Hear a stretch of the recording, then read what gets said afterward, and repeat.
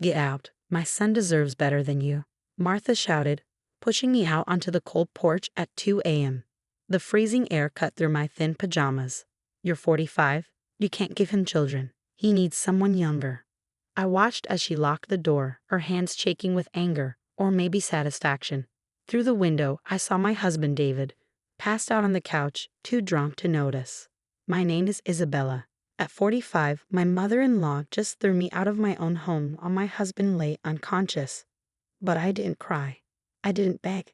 Instead, I walked to my car and made a call. Hey, Sophie, can I stay with you for a few days? Just some house issues. As I drove, I thought about the red flags I had ignored. The secret calls, Martha's sudden interest in our fertility struggles, the young woman at their church. David and I met when I was 40 and he was 38. It was a whirlwind romance. He didn't care about the age gap, but Martha did. No matter what I did, cooking her favorite meals, helping with her charities, it was never enough. When I arrived, Sophie was already waiting. Izzy, what happened? And don't lie. I sighed. Martha finally did it. She kicked me out. What? She can't do that. The house is in your name too. Actually, I said, settling onto her couch, it's only in my name. Sophie's jaw dropped.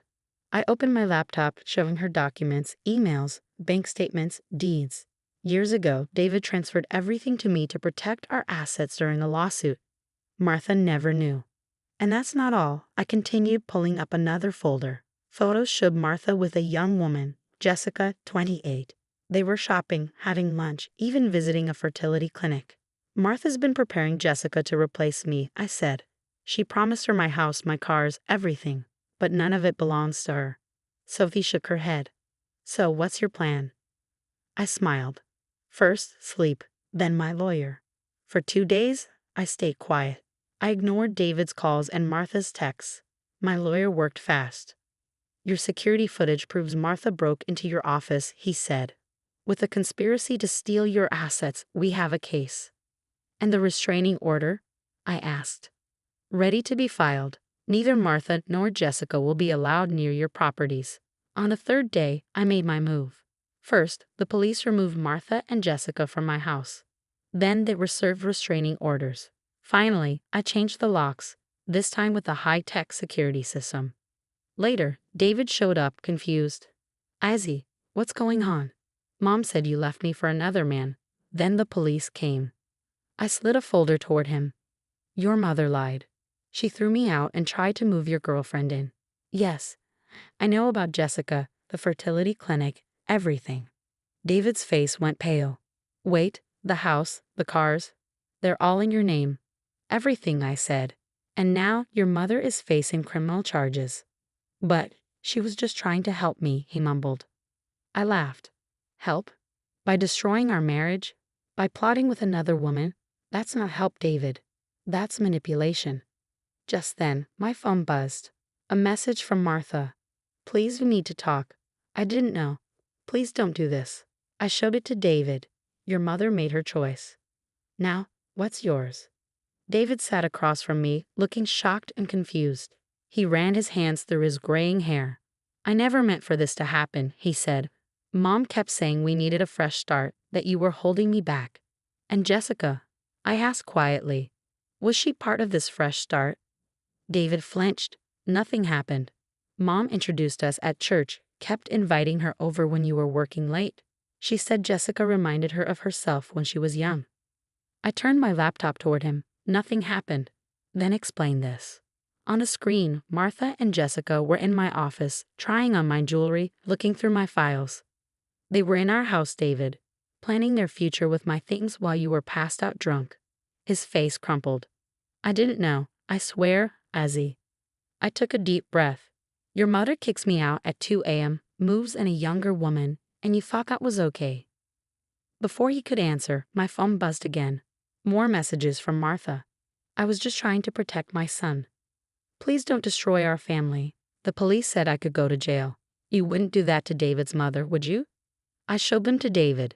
She still thinks she can manipulate her way out of this. David looked lost. What do you want me to do? I want you to make a choice, I said. Not your mother's, not Jessica's. Yours. The doorbell rang. I checked the security camera. Martha stood on the porch, her mascara running. Jessica stood behind her, looking scared. "They're breaking the restraining order," I said, picking up my phone. "Wait," David said, touching my hand. "Let me talk to them first." I studied his face. For the first time in months, he looked clear-headed. "5 minutes," I said, "and they stay outside." David stepped onto the porch and shut the door behind him. I watched through the security camera. Martha reached for him, but he stepped back. "How could you do this, Mom?" he asked. "You broke into our house. You went through Izzy's things." "I did it for you," Martha cried. "She's too old for you, David. She can't give you children. Jessica is young, fertile." "Stop it," David snapped. "You didn't do this for me. You did it for yourself. You never accepted my marriage, and now you've gone too far." Jessica spoke up. "David, your mom said you loved me, that you were just waiting for the right time to leave her." David shook his head. "I never said that. Mom, you told me Jessica was just a friend. But you were planning to ruin my marriage." Martha's face hardened. "She'll send me to jail. Your own mother. How can you let her do this?" "You did this to yourself," David said quietly. "Breaking into our home, trying to steal from Izzy. Those were your choices." Martha's face fell. Jessica was already backing away, realizing she wasn't getting my house after all. "David, please," Martha begged. "Tell her to drop the charges." "No, Mom," he said firmly. "I won't ask her to do that. You need to leave. Now, before I call the police myself." I watched as they left. I felt relief, sadness, and something close to pride. David had finally stood up to his mother. When he came back inside, his eyes were red, but his shoulders were straight. "I'm so sorry, Izzy," he said. "I've been a fool." "Yes, you have," I said, but gently. "What happens now?" He sighed. "I need help. I've been drinking too much, letting Mom control me. I don't want to lose you, but I understand if it's too late." I sat beside him, close but not touching. "It's not too late, but things have to change. Your mother has to face the consequences. You need help for your drinking. And we need counseling. A lot of it." "Anything," he said. "I'll do anything to fix this." Just then, my phone buzzed again. A message from Martha. "You've turned my son against me. I will never forgive you for this." I showed it to David. He sighed. "She still doesn't get it. But I do. I choose you, Izzy. I choose us." As the security system beeped, showing Martha's car leaving the street, David squeezed my hand. I squeezed back. Sometimes everything has to fall apart before you can build something stronger. 6 months passed like seasons changing, each day bringing small but significant transformations. David kept his promise, attending AA meetings 3 times a week and counseling sessions twice a month. I went with him to couples therapy, where we slowly rebuilt the trust that had been fractured. Martha faced the consequences of her actions. The court showed leniency due to her age and David's plea, sentencing her to 2 years probation and mandatory counseling. She was also ordered to pay substantial restitution for the items she damaged in my office during her break-ins. Jessica disappeared from our lives completely. Last I heard, she'd moved to another state, perhaps finally understanding that she'd been a pawn in Martha's game. One crisp autumn evening, as David and I sat on our back porch watching the sunset, he turned to me with clear, sober eyes. "You know what I realized today? It's been exactly 6 months since that night." I nodded, sipping my tea. The memory of that cold midnight eviction no longer stung like it used to. "A lot has changed. Mom called again," he said quietly. "She wants to apologize in person. Says her counselor thinks it's important for her healing process." I considered this for a moment. "And what do you think?" "I think," he said slowly, "that for the first time in her life, she's actually doing the work. But I also think it's your decision. She hurt you more than anyone." His words warmed me more than the tea. 6 months ago, he would have pressured me to forgive and forget, to keep the peace. Now he understood the importance of boundaries. "We can meet at a neutral place," I suggested. "That little cafe downtown, perhaps." 2 days later, I sat across from Martha in the sunny cafe. She looked different, smaller somehow, less imposing. The perfectly coiffed hair and designer clothes were gone, replaced by a simple sweater and minimal makeup.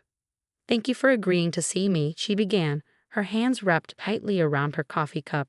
"My counselor wanted me to tell you how sorry I am, but that feels inadequate." "It is. I agreed calmly. She flinched but continued. I was wrong. Not just about what I did, but about everything.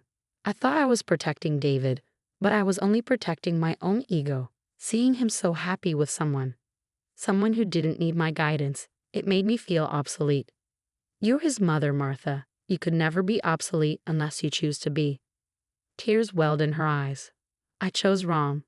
I let my pride and prejudice blind me. Watching David these past months, he's happier, healthier. He finally grew into the man he was meant to be, and it happened when I stepped back, not when I tried to control everything. I stirred my tea thoughtfully. This doesn't fix everything, right? Trust has to be rebuilt. Boundaries have to be respected. I know, she nodded. I'm not asking for forgiveness yet. I'm just asking for a chance to prove I can change. As I drove home later, I thought about change and redemption. Martha's actions had nearly destroyed our family, but they'd also forced us to confront long-standing issues. David found sobriety and independence. I found my voice and strength. Even Martha was finally facing her own demons. David was waiting when I got home, trying not to look anxious. How did it go? I hung up my coat, considering my answer. Better than I expected. She's different, more genuine. Time will tell if it lasts. He pulled me into a hug, and I relaxed against him. Thank you, he whispered into my hair, for not giving up on us, for being stronger than all of us. That night, as we lay in bed, David already asleep beside me, I remembered standing in the cold 6 months ago, wondering if our marriage was over. Instead, it had been a beginning, the start of something stronger, more honest, more real. My phone lit up with a text from Martha. Thank you for today. I know I have a long way to go, but I'm trying. I hope someday you can trust me again. I typed back a simple response, one day at a time.